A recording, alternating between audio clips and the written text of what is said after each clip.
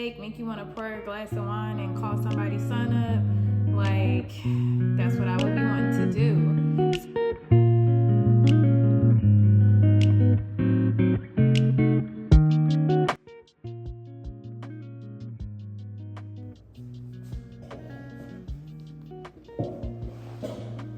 One day I'm gonna come on here and I'm not gonna be nervous, but today's not the day. Welcome back to another episode of Unlock with Key, where I'm your host, Key. If you're new here, I'm so glad that you stopped by, and I hope that you do stick around. And we have been talking about contamination. You might be wondering what else is contaminating your life or your walk with the Lord. So today we're gonna be talking about how music contaminates your mind, how secular music contaminates your mind. So y'all know I don't mind being transparent. I'll tell you about me. And the Lord really has been working with me on not listening to secular music. It's really a conviction. Sometimes I still do listen to secular music, but I feel like I'm so sensitive to it now. It's like, ooh, when I hear something, I gotta turn that off. Like, I ain't gonna lie, I used to love my trap music, drill music. I noticed was whatever kind of music I was listening to is what kind of mood I would be in. So if I'm in the gym and I'm getting pumped up and I'm listening to, I'm ready to ride on somebody. I'm like, let's pull up.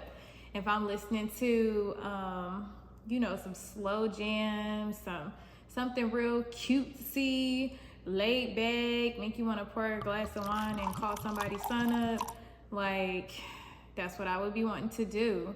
So it wasn't until I continued to grow in my faith walk that I realized, like, this is penetrating your mind, and whatever you're listening to, your actions are following. The word says faith come by hearing. So if faith, something that's so great, comes by hearing, we hear music as well. So if faith come by hearing, what else come by hearing? So you just have to be careful what you're putting in your ear gates.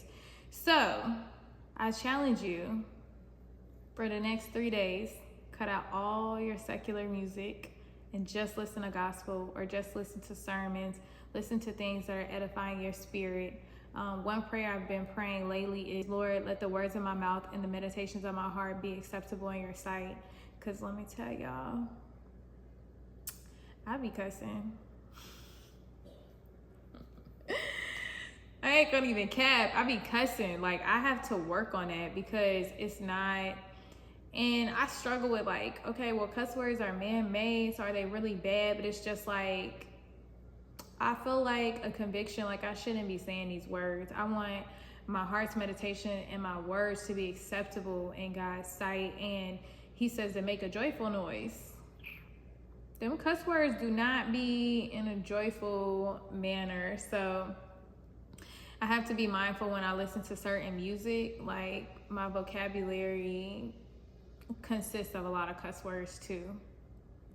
So yes, the enemy loves to send distractions, and one of those distractions is the music. So when I was talking about how Satan wants to give you so many distractions and excuses to where you don't want to accept accountability or won't or can't accept it, a lot of people, when you mention, oh, well, the music is not really good, you shouldn't be listening to it, it's demonic, they'll say, oh, I just like the beat. Come on now, dog. Come on, man. But the words are still penetrating your spirit. You ain't never had a song stuck in your head and you're like, man, I ain't heard that song in forever. Or you just got the song on repeat in your head. That's like a meditation. That's like a chant. Like, you know what I'm saying? So we can't continue to grow in Christ and have our old ways. We have to die to our old self, take up our cross. We have to ask that our spirits be renewed, that our minds be renewed. He said, be transformed by the renewing of your mind. Whatever it is you put in your mind, it gotta be renewed. Or we're not gonna be able to go to the next level. It's steps and levels in life, and sometimes certain people, places, and things can't come to the next level. And you might be one of them. you might be stopping you from going to the next level because you don't want to let go of what God told you to let go. So the enemy comes to kill, steal, and destroy. A lot of people get it what I'm trying to say. A lot of people get it confused because they think he just comes to steal. If I was the enemy, like I don't have to kill every time. I can steal your joy.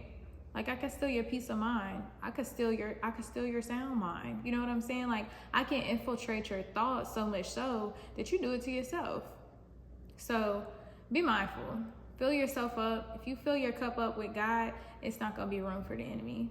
But if you're filling it up with this and that, it leaves room for the enemy. The Bible talks about how we're not supposed to even give him a foothold, because if we give him a foot, let me tell you something, the flesh will embarrass you.